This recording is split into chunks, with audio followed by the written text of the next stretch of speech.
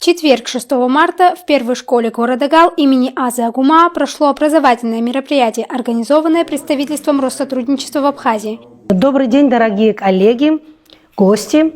Мое вступительное слово сегодня связано с отчетом о проделанной за первый месяц работе ресурсного центра Россотрудничества при первой школе города Гал.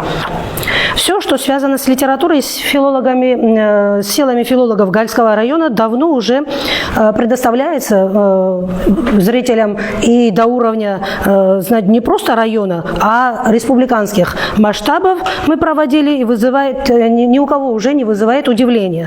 Даже когда мы проводим большие спектакли и целые мероприятия.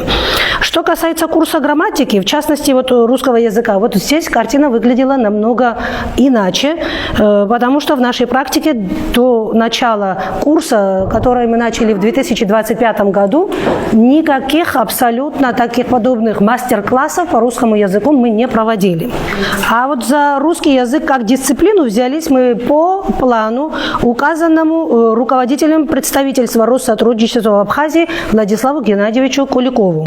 А сегодня уже я могу сказать, что одна наша такая работа, тоже это уже в рамках двух этих курсов совместно, где мы развиваем и язык, и расширяем свои знания тоже по разным дисциплинам, темам. В мероприятии приняли участие ребята из первой и второй школы города Гал, а также школьники из села Абиркыт.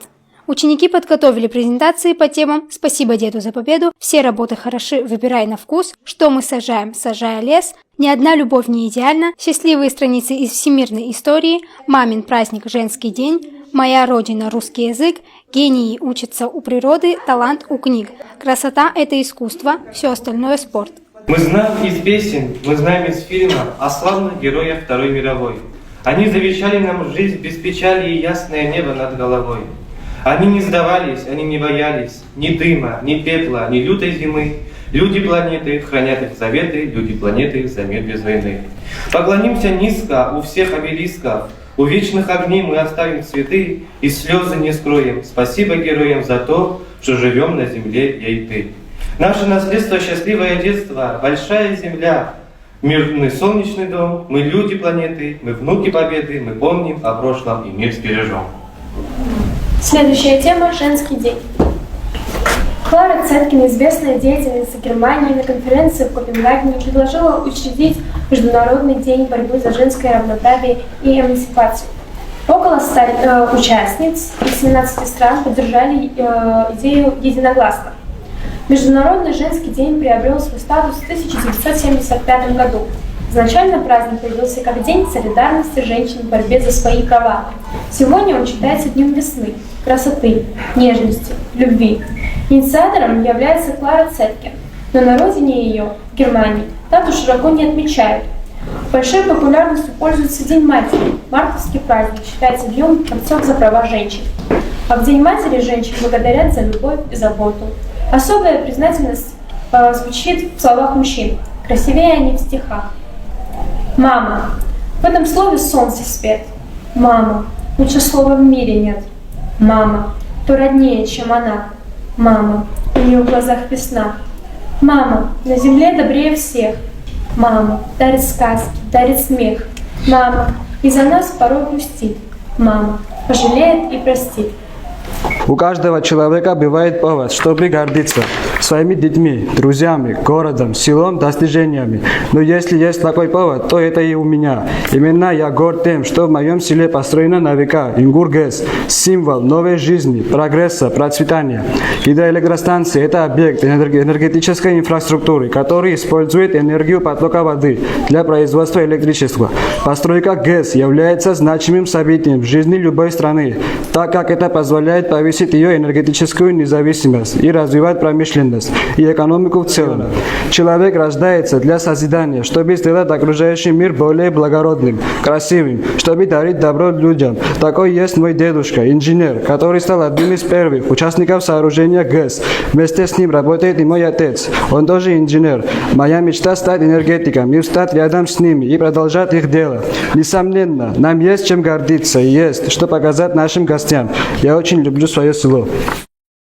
Гора Мамзышха – величайшая гора, находящаяся в 6 километрах от города Гагры. Мамзышха 8 месяцев в году покрыта снегом, но в летнее время она настолько красива, что невозможно описать словами. Везде пахнет дикой мятой, множество полевых цветов, пчелы суетливо носятся для добычи особенной горной пыльцы. С Мамзышхи можно докоснуться до облаков. Я бы эту гору назвала гигантом, так как ее высота 1873 метра над уровнем моря. В целом, горы являются прекрасным местом, которое стоит посетить. Они представляют возможность насладиться красотой окружающей среды, испытать свои силы и получить незабываемые впечатления. Я рада, что побывала в таком райском месте. Впереди меня ждет еще множество красот нашего прекрасного края, ведь Абхазия славится своей необычной красотой природы, а также чистым морским и горным воздухом. Следует отметить, что это было тестовое мероприятие, где организаторы попробовали формат для будущих конкурсов, а первый тур завершился отбором нескольких тем от каждой команды.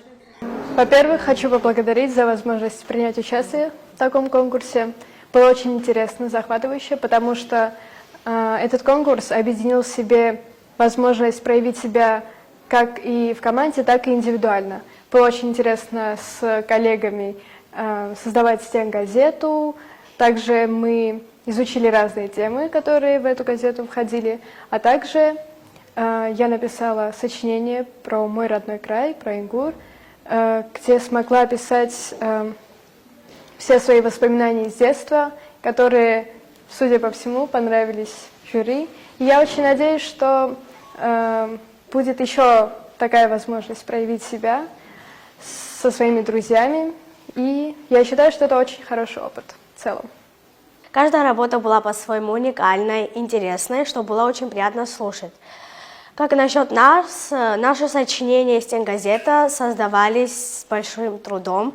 Мы много нервничали, но получилась все же у нас достаточно красивая работа. Хочу воспользоваться моментом и поздравить всех дам с наступающим праздником.